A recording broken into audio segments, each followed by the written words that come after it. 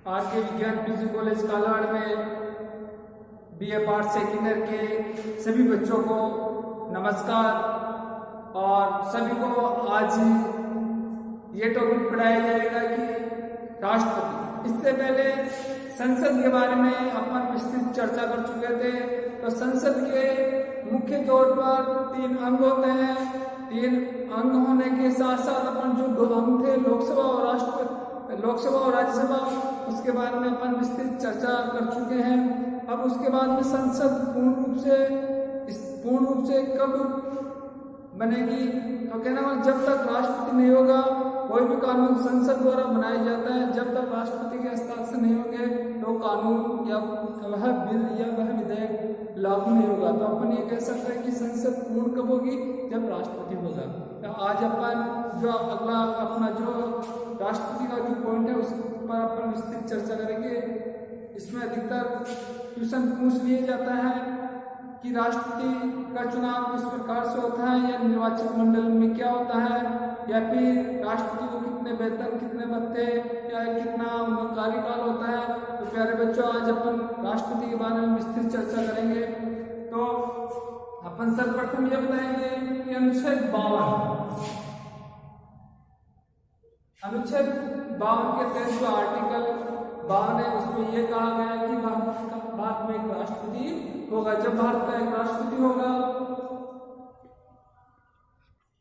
तो अनुच्छेद 52 के तहत भारत में एक राष्ट्रपति को। इससे पहले अपने यह बता सकते हैं कि भारत में संसदीय प्रणाली अपनाई गई है। भारत में कौन सी प्रणाली अपनाई गई है? संसदीय। क्या ये संसदीय प्रणाली भारत में ब्रिटेन से ली थी? ब्रिटेन से ये संसदीय पद्धति ली गई है। अपन ये भी कह सकते हैं कि ब्रिटेन को संसद की जननी के नाम से भी जाना जाता है। तो अपन ये कह सकते हैं ब्रिटेन को संसद की जननी, संसद की जननी।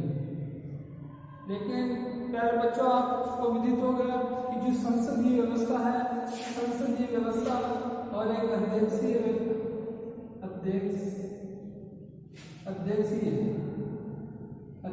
व्यवस्था, जिसको अध्यक्षात्मक भी कह सकते हैं, पद्धति, अध्यक्षीय व्यवस्था भी कह सकते हैं, अध्यक्षात्मक पद्धति भी कह सकते हैं। तो अपन ये कह सकते हैं कि भारत में जो संसदीय व्यवस्था है और ब्रिटेन में ये भारत में संसदीय व्यवस्था है। और जो अध्यक्षीय व्यवस्था है, जिसको अपन अध्यक्षात्मक व्यवस्था भी कहते हैं, अध्यक्षात्मक व्यवस्था अमेरिका में है। जब अमेरिका में संसद अध्यक्षात्मक व्यवस्था है तो उसमें ये पूछ लिया जाता है कभी कभार कि भारत में संसदीय व्यवस्था है, तो संसदीय व्यवस्था से आप क्या समझते हो? अपन इसलिए कह सकते हैं कि कार्यपालिका। इससे पहले आपको इस बात से परिचित होना चाहिए कि सरकार के 3 अंग हैं। सरकार के 3 अंग हैं।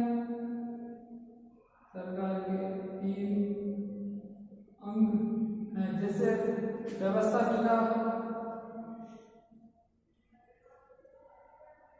दूसरा कार्यपालिका, तीसरा न्यायपालिका। तो प्यारे बच्चों, ये सरकार के 3 अंग हैं, व्यवस्था विभाग, कार्यपालिका और न्यायपालिका। तो इसमें यह कहा जाता है कि व्यवस्था विभाग के द्वारा कानून बनाया जाता है। संविधान के तौर पर ये व्यवस्था की गई है, यानी नियम, कानून, कायदे व्यवस्था विभाग के द्वारा ही बनाए जाते हैं। फिर उसके बाद में जो व्यवस्था विभाग के द्वारा जो नियम, कानून, कायदे हैं, उनको क्रियान्वित, उनको लागू कौन करता है? कार्यपालिका। अगर उनको लागू करने के बाद में जो न्यायपालिका को ये शक्ति है कि इसकी जांच पड़ताल करे, या जो व्यवस्था विभाग के द्वारा, कार्यपालिका के द्वारा जो कानून बनाया जाता है, जो लागू किया जाता है, वो जनहित के लिए है या नहीं है, इसकी जांच पड़ताल करने की जो शक्ति है ये न्यायपालिका को दिया गया है। और जब न्यायपालिका को दिया गया है तो निश्चित तौर पर जो जांच पड़ताल करने की जो शक्ति है, इसी वजह से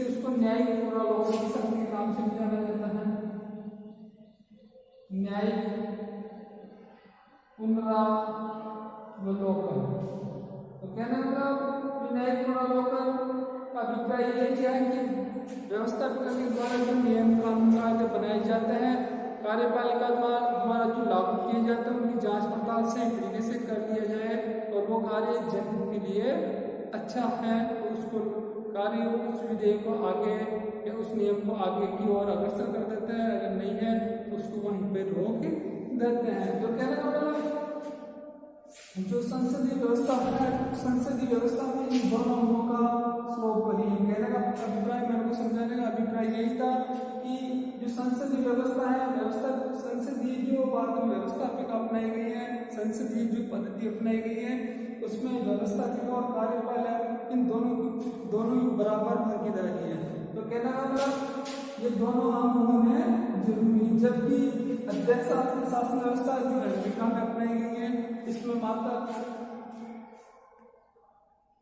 व्यवस्थापिका ही होती है। वैसे अंग तीन होते हैं, व्यवस्थापिका भी होती है, कार्यपालिका भी होती है, न्यायपालिका भी होती है। और अमेरिका में जो संसद होती है उसको कांग्रेस के नाम से संबोधित करते हैं और बाद में संसद है। ब्रिटेन में भी संसद है। तो कहने का मतलब अलग अलग देशों में अलग अलग संसद को नामों से जाना जाता है। तो अपना अगली कड़ी थी उसमें यही था कि जो भारत में संसदीय व्यवस्था है ये कार्यपालिका व्यवस्थापिका के प्रति उत्तरदायी है, यानी कि कार्यपालिका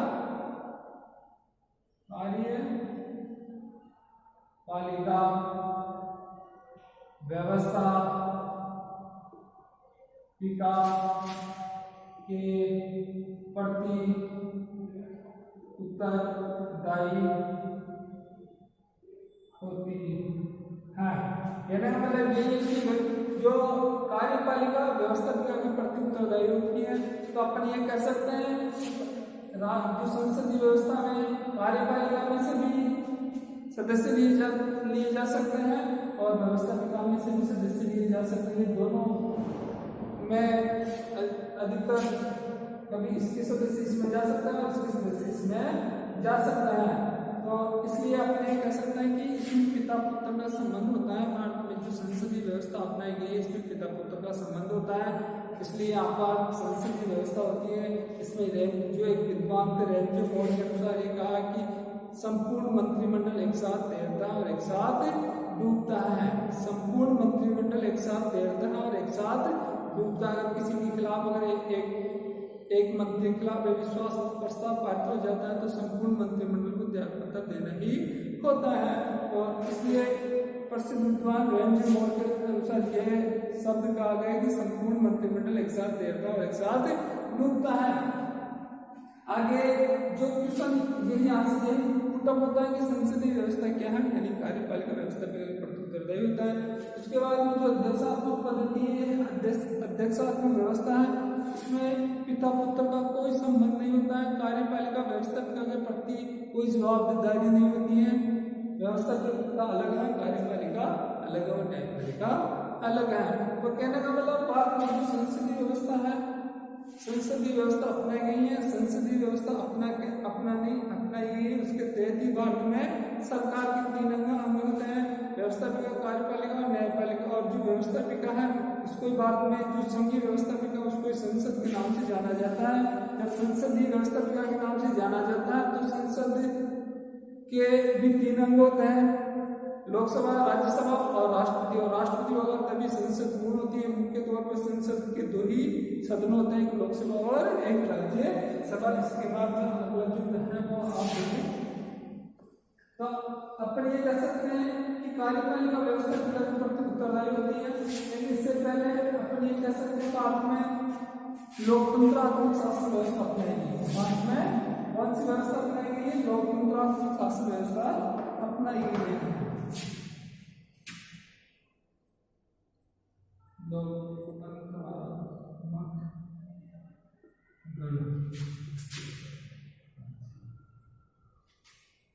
भारत में लोकतंत्र है और गणराज्य भी है। कभी कभार क्वेश्चन ये पूछ लिया जाता है कि लोकतंत्र क्या है। अपन राष्ट्रपति को पढ़ाने से पहले इनके बारे में अपन को ज्ञान होना चाहिए, जब जाके अपन इसको कंसेप्ट को अपन क्लियर कर सकते हैं प्यारे बच्चों। तो लोकतंत्रात्मक या लोकतंत्र, या अपन ये भी कह सकते हैं लोकतंत्र गणराज्य, लोकतंत्र गणराज्य। तो लोकतंत्र क्या है? जिसमें जनता के लिए जनता का शासन, जिसमें जनता के लिए और जनता का शासन ही तो लोकतंत्र है। और ये अमेरिका के प्रसिद्ध विद्वान इब्राहिम लिंकन ने दी थी परिभाषा।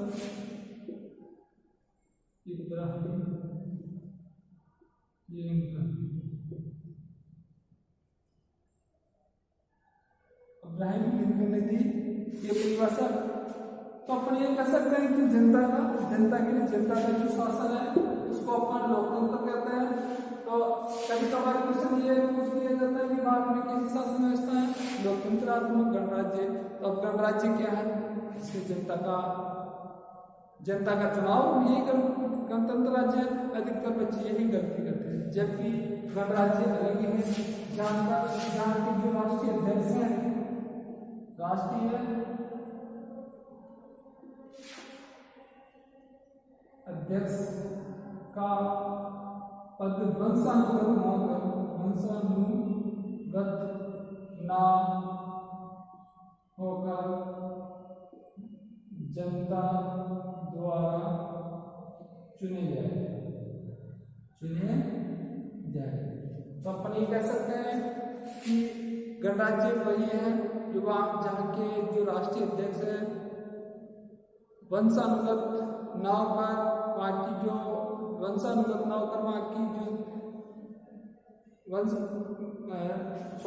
राष्ट्रीय अध्यक्ष का पद वंशानुगत न होकर जनता के द्वारा चुना जाए। तो अपन ये कह सकते हैं भारत की एक गणतंत्रात्मक शासन व्यवस्था है। गणतंत्रात्मक शासन व्यवस्था में भारत के राष्ट्रीय अध्यक्ष का चुनाव वंशानुगत न होकर जनता द्वारा एक प्रत्यक्ष रूप से चुना जाता है। जब जनता द्वारा एक प्रत्यक्ष रूप से चुना जाता है तो अपन ये कह सकते हैं कि जनता के चुने हुए प्रतिनिधि भारत के राष्ट्रपति का चुनाव करते हैं। जबकि ब्रिटेन में ऐसा नहीं है। वहाँ का जो राष्ट्रपति है, वहाँ के जो राष्ट्रपति है या जो राष्ट्रीय अध्यक्ष है, जो वहाँ का जो मुकुट है, इसका चुनाव जनता द्वारा न होकर वंशानुगत होता है। इसलिए वहाँ पर गणराज्य नहीं है। तो अपन ये कह सकते हैं भारत में गणतंत्र शासन व्यवस्था है। इसके नेक्स्ट टॉपिक है भारत में जो कार्यपालिका है। भारत में जो कार्यपालिका है, कार्यपालिका दो प्रकार भारत में संसदीय प्रणाली अपनाई गई है। संसदीय प्रणाली अपनाने के तहत भारत में जो कार्यपालिका है,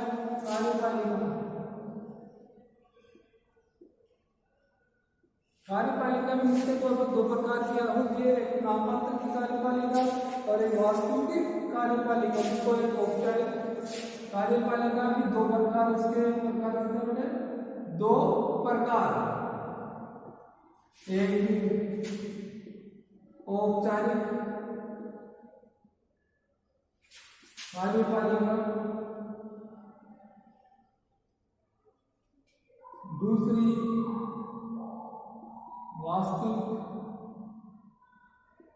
कार्यपालिका। जो औपचारिक कार्यपालिका है उसका दूसरा नाम नाममात्र की कार्यपालिका है। नाममात्र।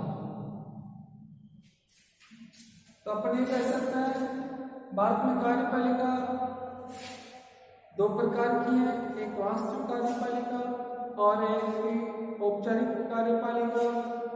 औपचारिक कार्यपालिका को अपन नाममात्र की कार्यपालिका कहते हैं। नाममात्र कार्यपालिका का जो भारतीय संसद में जो कार्यपालिका का जो वैधानिक प्रधान होता है, जो नाममात्र कार्यपालिका है, उसका प्रमुख राष्ट्रपति होता है। राष्ट्रपति होता है। लेकिन जो वास्तविक कार्यपालिका का प्रधान मुख्य या प्रधान और प्रमुख प्रधानमंत्री होगा।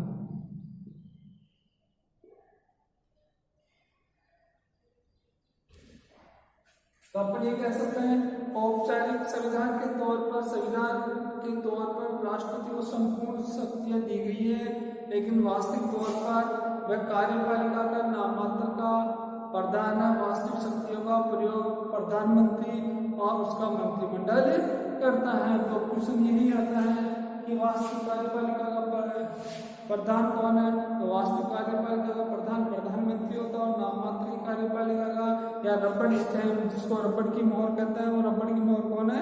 राष्ट्रपति। तो प्यारे बच्चों, कभी कभार क्वेश्चन इसी प्रकार से पुटअप कर लिया जाता है। कार्यपालिका कितनी प्रकार की, भारत में संसदीय व्यवस्था है और संसदीय व्यवस्था होने के तहत ही भारत में जो कार्यपालिका है वो भी दो प्रकार की होती है, एक वास्तविक कार्यपालिका, एक नाममात्र कार्यपालिका। वास्तविक कार्यपालिका का प्रधानमंत्री होगा और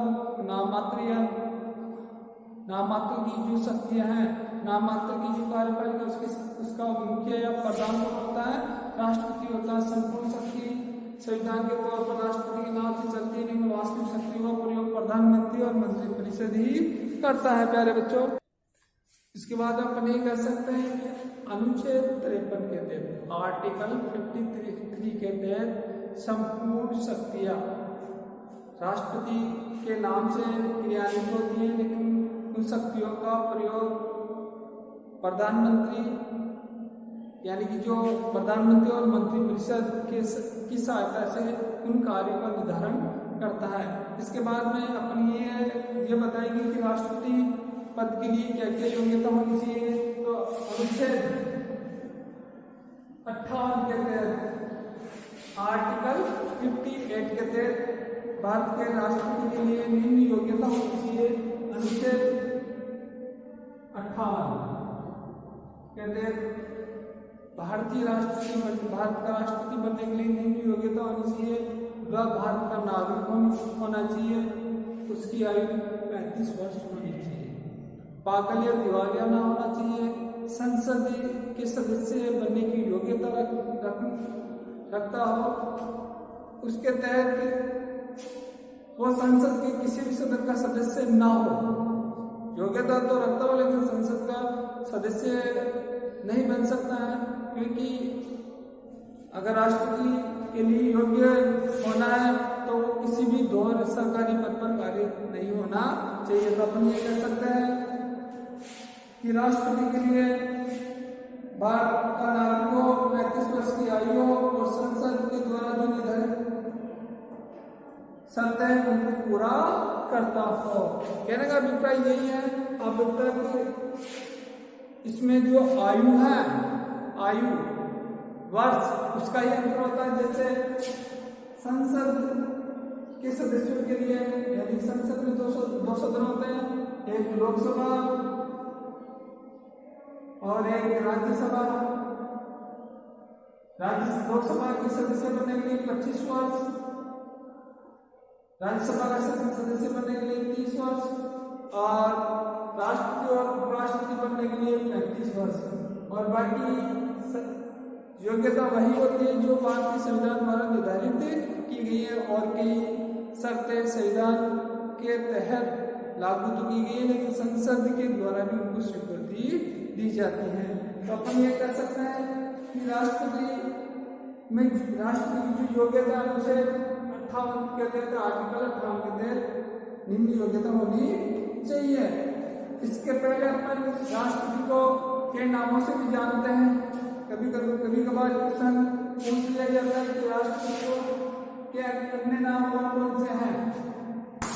राष्ट्रपति के अनेक नाम हैं, जैसे पहला है नाममात्र का अध्यक्ष। राष्ट्रपति के अन्य नाम देखो, नाममात्र का अध्यक्ष, नाममात्र का अध्यक्ष एक नाम ही है। दूसरा अपन ये कह सकते हैं कि कार्यपालिका का प्रमुख,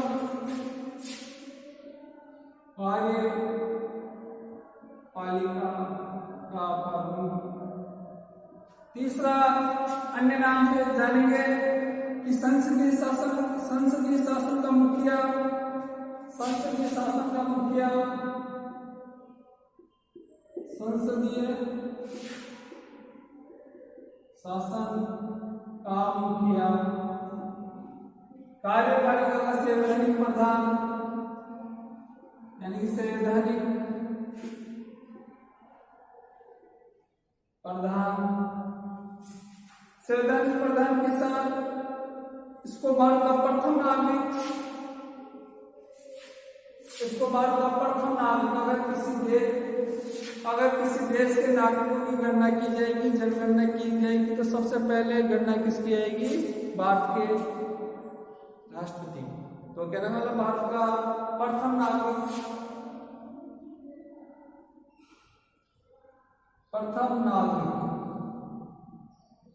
और गणराज्य का मुखिया।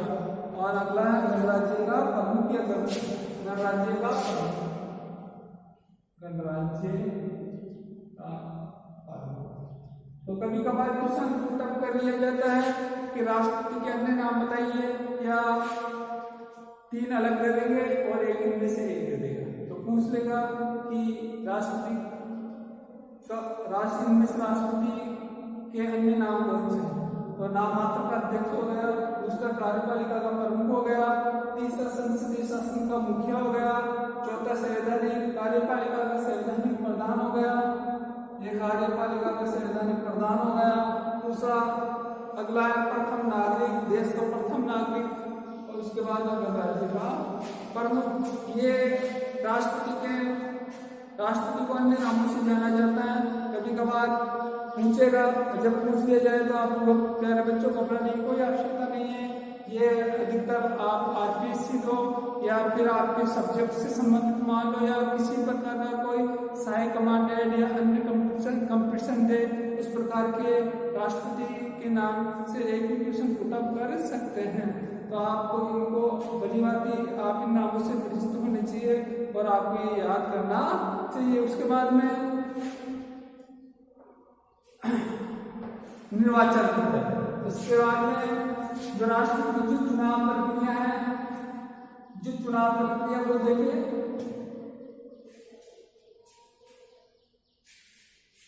राष्ट्रपति की जो चुनाव प्रक्रिया को देखिए, ये निर्वाचन की विधि, राष्ट्रपति की चुनाव की प्रक्रिया है या निर्वाचन की विधि, निर्वाचन की विधि। प्यारे बच्चों, आपको पता होना चाहिए कि भारत के राष्ट्रपति का चुनाव आनुपातिक, एकल संक्रमणीय, गुप्त मतदान द्वारा अप्रत्यक्ष रूप से, यानी कि भारत के राष्ट्रपति का चुनाव अप्रत्यक्ष होता है, लेकिन आनुपातिक और एकल संक्रमणीय गुप्त मतदान के आधार पर भारत के राष्ट्रपति का चुनाव होता है। तो क्वेश्चन यही आता है कि एकल संक्रमणीय क्या और आनुपातिक क्या है। और जब एकल संक्रमणीय और आनुपातिक आ गया तो निश्चित तौर पर भारत के राष्ट्रपति का जो चुनाव प्रक्रिया उसको भी आप आसानी से कर सकते हो। कहने का अभिप्राय यही है कि इससे पहले जो आनुपातिक अप्रत्यक्ष रूप से और एकल संक्रमणीय और आनुपातिक, एक व्यक्ति से दूसरे व्यक्ति में ट्रांसफर और अनुपात के आधार पर, जैसे first choice, second choice, third choice, यानी कि अनुपात के आधार पर उसको वोटों का डिवाइडेशन कर देंगे, और जब व्यक्ति को न्यूनतम कोटा प्राप्त हो जाएगा अनुपातिक आधार पर, तो वो उसको अपन आनुपातिक पद्धति के नाम से संबोधित कर सकते हैं, जाना जा सकता है। तो इससे पहले आपको जो राष्ट्रपति की जो चुनाव प्रक्रिया है, चुनाव प्रक्रिया में कौन कौन से सदस्य भाग लेते हैं, उस चुनाव प्रक्रिया में भाग लेने वाले के लिए राष्ट्रपति के लिए अपने ये कह सकते हैं कि निर्वाचक मंडल। तो भारत के राष्ट्रपति की चुनाव के लिए में जो निर्वाचक मंडल है वो देखिए,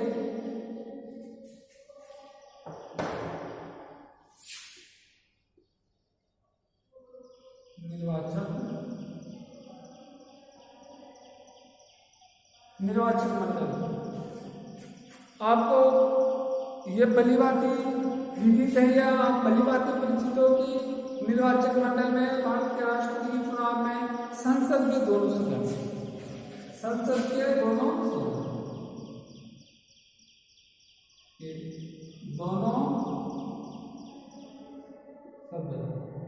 सदन में कौन कौन से लोकसभा के निर्वाचित सदस्य और राज्यसभा के निर्वाचित सदस्य। लेकिन इसमें जो मनोनीत सदस्य हैं, जैसे लोकसभा में 2 सदस्य मनोनीत होते हैं और राज्यसभा में 12 सदस्य मनोनीत होते हैं, वह सदस्य निर्वाचक मंडल में शामिल नहीं होते हैं।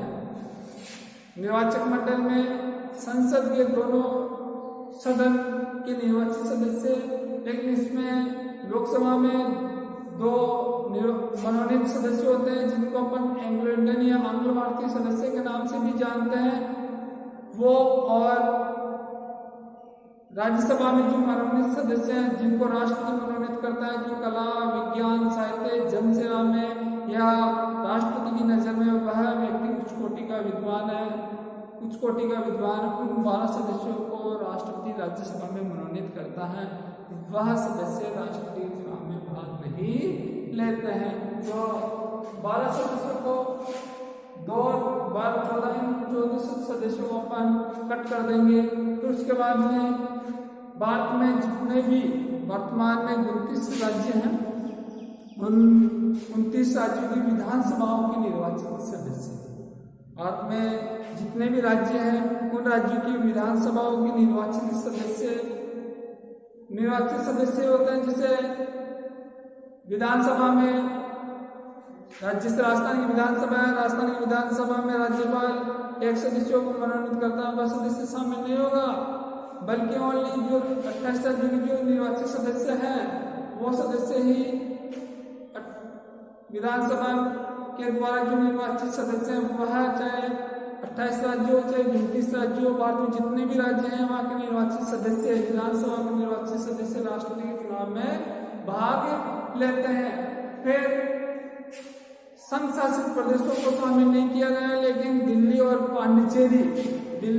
पांडिचेरी उनके निर्वाचित सदस्य भी, जो केंद्र शासित प्रदेश उनके भी, उन दिल्ली और पांडिचेरी के संघ शासित प्रदेशों के सदस्य भी राष्ट्रपति चुनाव में भाग लेते हैं। विधान परिषद के सदस्यों को इनमें शामिल नहीं किया जाता है। तो अपन ये कह सकते हैं लोकसभा के निर्वाचित सदस्य, राज्यसभा के निर्वाचित सदस्य, राज्य की विधानसभाओं के निर्वाचित सदस्य, केंद्र शासित प्रदेशों में केवल दिल्ली तथा पांडिचेरी की विधानसभा के निर्वाचित सदस्य राष्ट्रपति चुनाव में भाग लेते हैं। मनोनीत सदस्य तथा विधान परिषद के सदस्य राष्ट्रपति चुनाव में भाग नहीं लेते हैं। तो कहने का मतलब जो निर्वाचक सदस्य हैं या निर्वाचक मंडल है, कभी कभार क्वेश्चन ये पुटअप कर लिया जाता है कि राष्ट्रपति के निर्वाचक मंडल में किन किन सदस्यों को शामिल किया जाता है। तो आपको कतई ही घबराना नहीं है, आपको ये करना है कि संसद के निर्वाचित सदस्य, लोकसभा और राज्यसभा के निर्वाचित सदस्य,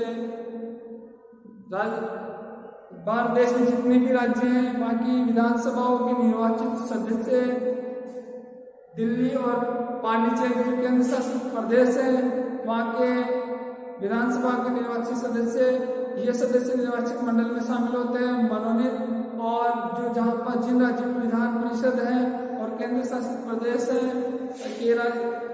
4 या 5, 6, 7 जो भी केंद्र शासित प्रदेश है, दिल्ली और पांडिचेरी को छोड़कर सभी सदस्य, दिल्ली और पांडिचेरी को सभी सदस्य राष्ट्रपति चुनाव में भाग नहीं लेते हैं। तो कहने का अभिप्राय निर्वाचन मंडल में अगर ये पूछ दिया जाता है कि निर्वाचन मंडल क्या है, तो आपको तुरंत बता देना है कि राष्ट्रपति चुनाव में जो निर्वाचित सदस्य हैं, मनोनीत सदस्यों को शामिल नहीं किया जाता, निर्वाचित सदस्य उन सदस्यों को निर्वाचन मंडल में शामिल किया जाता है। उसके बाद में आपको ये देखना है प्यारे बच्चों, भारत में जो निर्वाचन मंडल है, निर्वाचन मंडल में सदस्य भाग तो लेते हैं, लेकिन निर्वाचन मंडल में विधानसभा के सदस्यों का मत निर्धारण करना होता है। विधानसभा के सदस्यों का मत निर्धारण करना होता है। जैसे इनके सदस्यों का चुनाव संसद निर्वाचन मंडल में सदस्यों को शामिल तो कर लिया गया, लेकिन एकल संक्रमणीय मणीय आनुपातिक मत पद्धति और अप्रत्यक्ष। जनता के जो चुने हुए सदस्य राष्ट्रीय चुनाव में भाग लेते हैं, एक प्रत्यक्ष होता है और एक अप्रत्यक्ष होता है। प्रत्यक्ष जो डायरेक्ट जनता के सदस्यों का चुनाव करता है, जनता में से अपने प्रतिनिधियों को चुनते हैं, उसे प्रत्यक्ष कहता है। और अप्रत्यक्ष जो जनता के द्वारा चुने हुए सदस्य होते हैं वो अप्रत्यक्ष राष्ट्रपति और उपराष्ट्रपति। तो उसके बाद में एकल संघ में एक व्यक्ति से दूसरी व्यक्ति में ट्रांसफर जैसे आनुपातिक पद्धति, जिसमें न्यूनतम कोटे का सूत्र दिया गया है। इसके बाद में अपन को ये बताया गया है कि हर राज्य की विधानसभाओं के मत का निर्धारण विधायकों के मत का निर्धारण किया जाता है राष्ट्रपति चुनाव में निर्वाचन मंडल के सदस्यों के द्वारा। तो निर्वाचन मंडल में विधानसभा के निर्वाचित सदस्यों का मत का निर्धारण किस आधार पर करता है वो देखते हैं। राज्य की विधानसभाओं के सदस्य के मत का मूल्य, विधायकों के मत का मूल्य, विधायकों के मत का मूल्य ज्ञात करने का सूत्र है कि राज्य की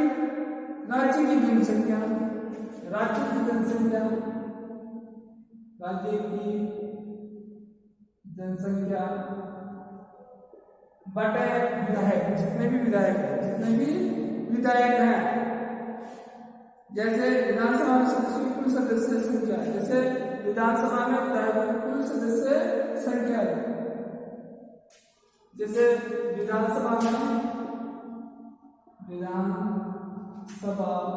के सदस्यों की कुल सदस्यों की संख्या, कुल सदस्यों की संख्या भाग 1000। तो कहने का अभिप्राय यही है कि राष्ट्रपति के चुनाव में जो विधानसभा के जो सदस्य होते हैं, विधायक होते हैं, उनके एक मत का मूल्य निर्धारण किया जाता है। तो अपन ये कह सकते हैं विधायकों के मत का मूल्य का निर्धारण करने के लिए सूत्र दिया गया है कि वहाँ की राज्य की जनसंख्या कितनी है, फिर वहाँ की विधानसभा में कुल सदस्य संख्या कितनी है, फिर भाग 1000 दे सकते हैं। तो अपन ये कर सकते हैं इसमें, जिस राजस्थान की कुल जनसंख्या पर उदाहरण के तौर पर ये कह सकते हैं कि राजस्थान की कुल जनसंख्या 1000 है, या आप देखिए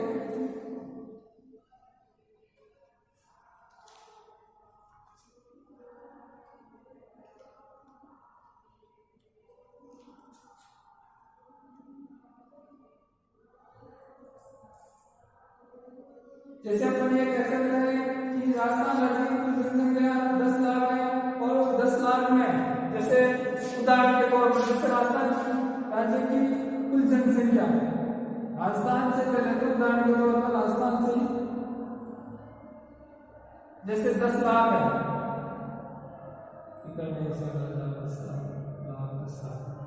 राजस्थान की विधानसभा में कुल सदस्य संख्या कितनी है? 200 भाग 1000। तो अपन ये कर सकते हैं कि इसमें इनका काटर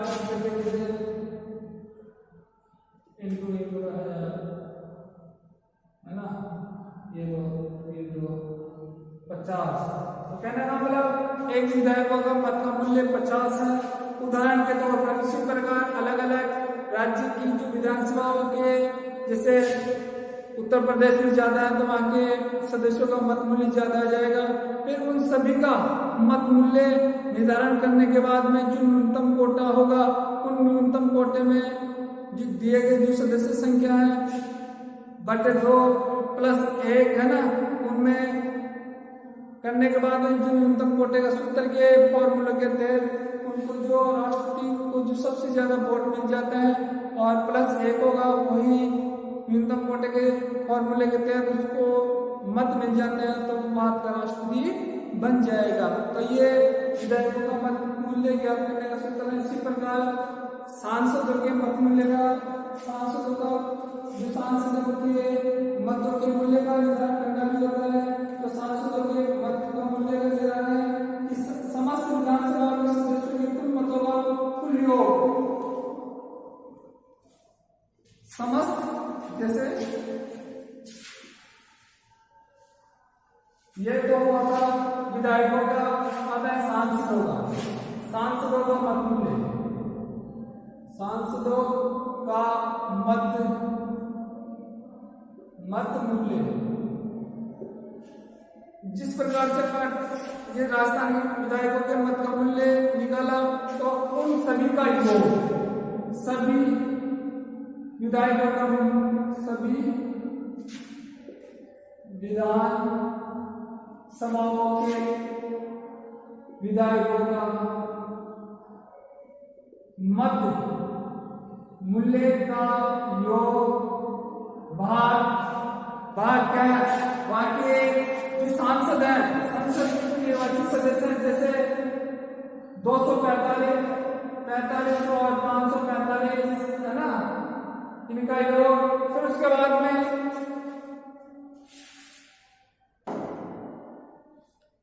इसके बाद आधार पर अपन जो सांसद है, सांसदों के मत का मूल्य का निर्धारण हो सकता है। जैसे किसी के 50 हो गए, किसी के 100 हो गए, किसी के 150 हो गए, इनका योग। और जो राजस्थान संसद है उनके निर्वाचित सदस्यों का भाग देकर, जब निर्वाचित सदस्य होता है उनमें भाग देकर जो मूल्य आता है वो सांसदों का मत मूल्य होगा। जब सांसदों का मत मूल्य होगा तो एक न्यूनतम कोटे का सूत्र दिया जाता है निर्वाचित, जैसे कुल व्यय मतों के योग, जैसे दिए गए कुल व्यय मतों के मूल्य का योग, आपको ये सांसदों का मत मूल्य और विधायकों के मत मूल्य। फिर उसके बाद न्यूनतम कोटे का सूत्र आपको आना चाहिए, न्यूनतम कोटा, न्यूनतम कोटा। इसमें यही आता है कि दिए गए कुल व्यय मतों के मूल्य का योग, दिए गए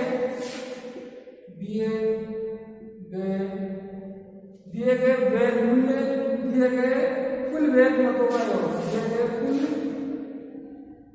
व्यय मतों का योग, एक तो योग होगा भाई जितने भी व्यय मूल्य, जितने दिए गए कुल व्यय मत, जितने भी मत हैं, और जो अपन सांसदों का और विधायकों का जो निर्धारण किया है मत का मूल्य, उनका योग होना चाहिए बटे निर्वाचित होने वाले प्रतिनिधियों की संख्या, निर्वाचित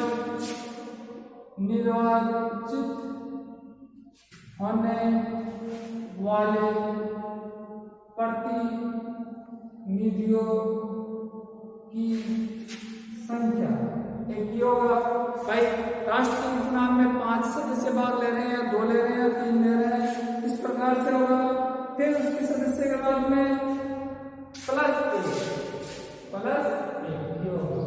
ये होने के बाद में निर्वाचित मतों का मूल्य हो जाएगा। फिर उसके बाद में प्लस, तो ये न्यूनतम कोटा ये होगा, दिए गए कुल व्यय मतों के मूल्य का योग, फिर निर्वाचित होने वाले सदस्यों का योग, जैसे व्यय मतों का योग। उदाहरण के तौर पर अपन ये कह सकते हैं, जैसे इसके 500 है, फिर उसके बाद में निर्वाचित सदस्य 4, निर्वाचित सदस्य राष्ट्रपति के चुनाव में 4 सदस्य भाग लिए, प्लस 1 नहीं और प्लस 1 नहीं, तो 4 + 1 5, ये लो 100 है ना, बराबर 100 + 1, जिसको 101 मत मिल जाता है वह व्यक्ति राष्ट्रपति का, वह व्यक्ति भारत का राष्ट्रपति बन जाता है। तो ये 3 प्रकार के फॉर्मूले आपको अच्छी तरह से ज्ञात होने चाहिए। इन फॉर्मूलों के माध्यम से ही भारत के राष्ट्रपति का चुनाव की जो निर्वाचन विधि है वो सफल होगी। अगर आपको ये तीनों फॉर्मूले नहीं आते हैं, विधायकों के मत मूल्य का निर्धारण करना, सांसदों के मत का मूल्य निर्धारण करना, और जो आपको न्यूनतम कोटे का सूत्र दिया गया है ये नहीं आता है, तो निश्चित तौर पर कहीं न कहीं आपके दिमाग में या कहीं ना कहीं गड़बड़ी हुई है। तो आपको किसी भी कंपटीशन में ये पूछ लिया जाता है कि न्यूनतम कोटे का सूत्र क्या है, दिए गए कुल मतों का योग बटे निर्वाचित होने वाले प्रतिनिधियों की संख्या प्लस 1 फिर बराबर में प्लस 1 होगा।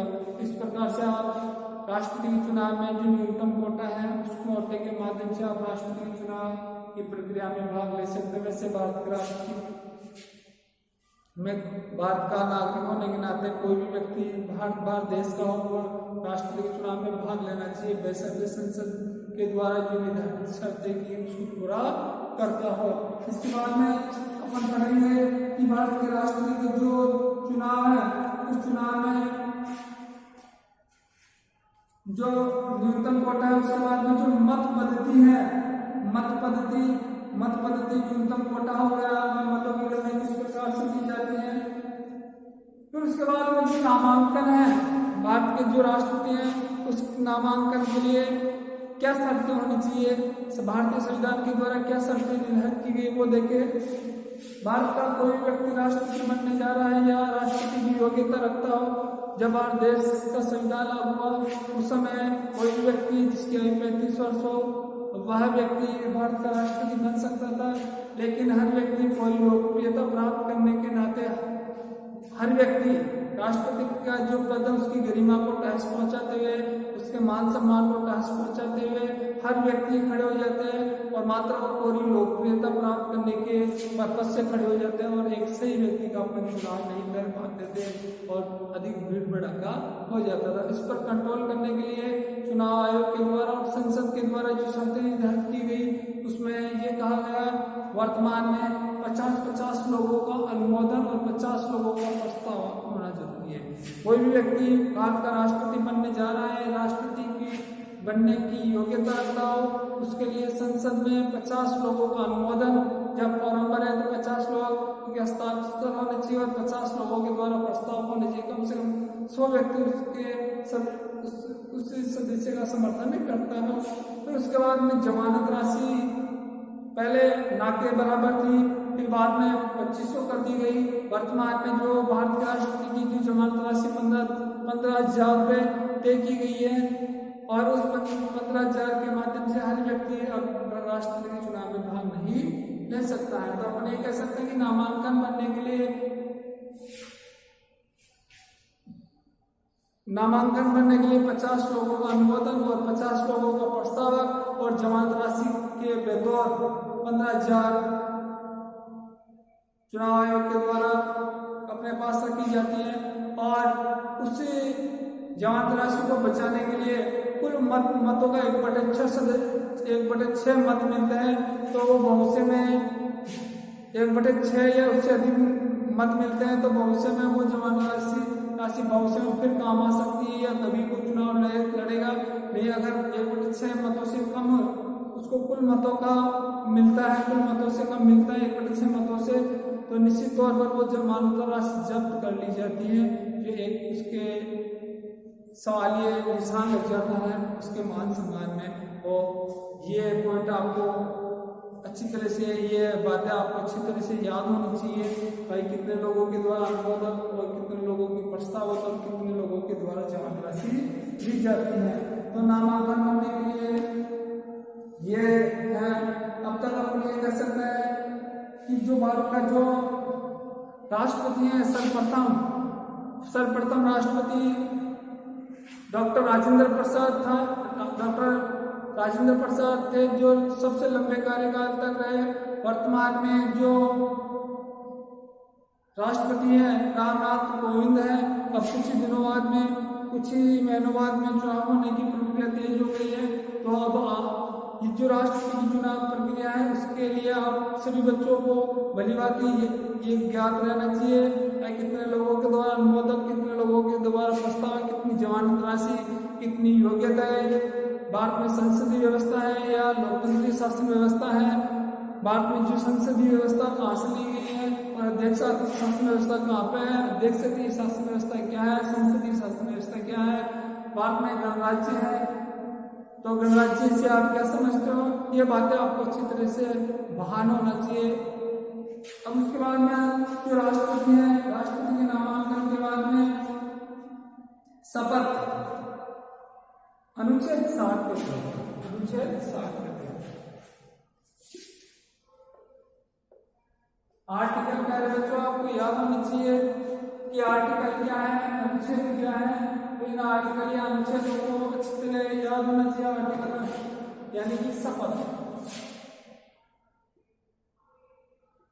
आर्टिकल या अनुच्छेद 7 के भारत के राष्ट्रपति का चुनाव निर्वाचन मंडल के द्वारा किया जाता है। नामांकन करने के लिए 50-50 लोगों का प्रस्ताव, 50 लोगों का अनुमोदन, जमानत राशि 15,000। उसके बाद में जो भारत के जो राष्ट्रपति बनता है उसमें जो निर्वाचन विधि है, विधायकों का मत मूल्य, सांसदों का मत मूल्य, फिर विधायकों सांसदों को भी मत का मूल्य निर्धारण हो जाता है। तो व्यक्ति का जो अंतिम आंकड़ा होता है न्यूनतम कोटा, जब न्यूनतम कोटा व्यक्ति को प्राप्त हो जाता है तो न्यूनतम कोटा प्राप्त हो जाता है, वह व्यक्ति भारत के राष्ट्रपति पद के लिए योग्य हो जाता है।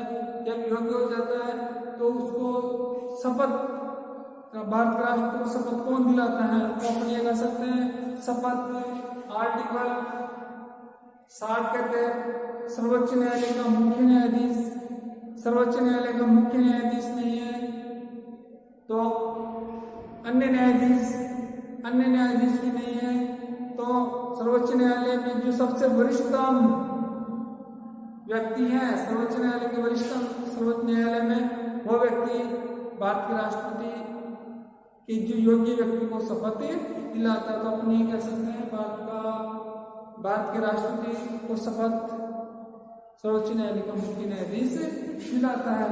उसके बाद में उनका जो पदावधि है, उनका जो कार्यकाल है वो कार्यकाल देखें, कार्यकाल कितना होना चाहिए।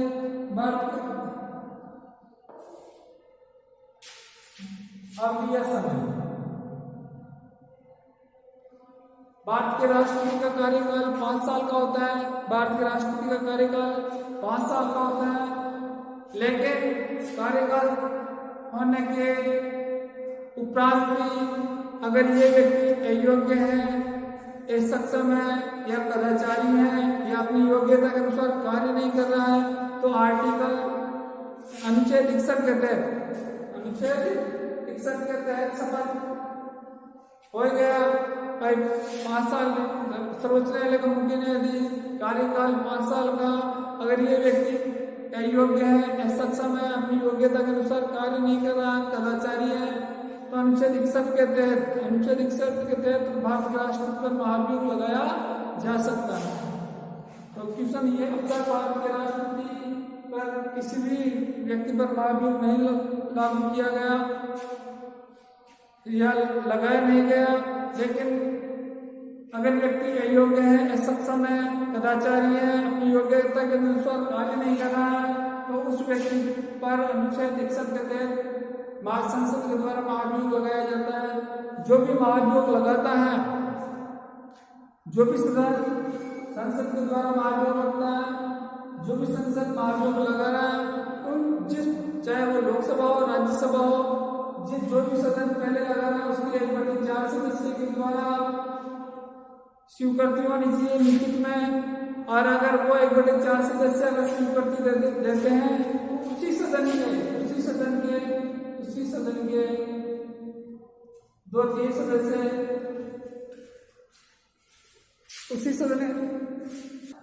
तो कहने का अभिप्राय जो राष्ट्रपति पर महाभियोग प्रक्रिया लगाया जाता है वो संसद के किसी भी सदन द्वारा लगाया जा सकता है, इसमें कोई रोक टोक नहीं है। लेकिन जो सदन पहले लगाता है उसके 1/4, जब 1/4 लिखित में आश्वासन दे देता है तो उसी सदन के 2/3 सदस्य उसको स्वीकार करके वो संसद के दूसरे सदन में जाएगा। दूसरे सदन में भी वो 2/3 सदस्यों के द्वारा बहुमत पारित हो जाता है। तो बहुमत पारित होने से पहले राष्ट्रपति को 14 दिन का ज्ञापन देंगे। आप उसकी सफाई में कुछ पेश करना चाहते हो, ऐसा सबूत देना चाहते हो तो आप सफाई दे सकते हो। अगर राष्ट्रपति उसमें सबूत नहीं दे पाता है, असमर्थ होता है, असमर्थ पाया जाता है तो जिस तारीख से उस पर महाभियोग लगाया जाता है उसी तारीख से भारत के राष्ट्रपति अपने पद से पदच्युत माना जाता है। आज की क्लास यहाँ पे समाप्त होती है। अब नेक्स्ट टॉपिक अगली बार अगली क्लास में आप देखेंगे।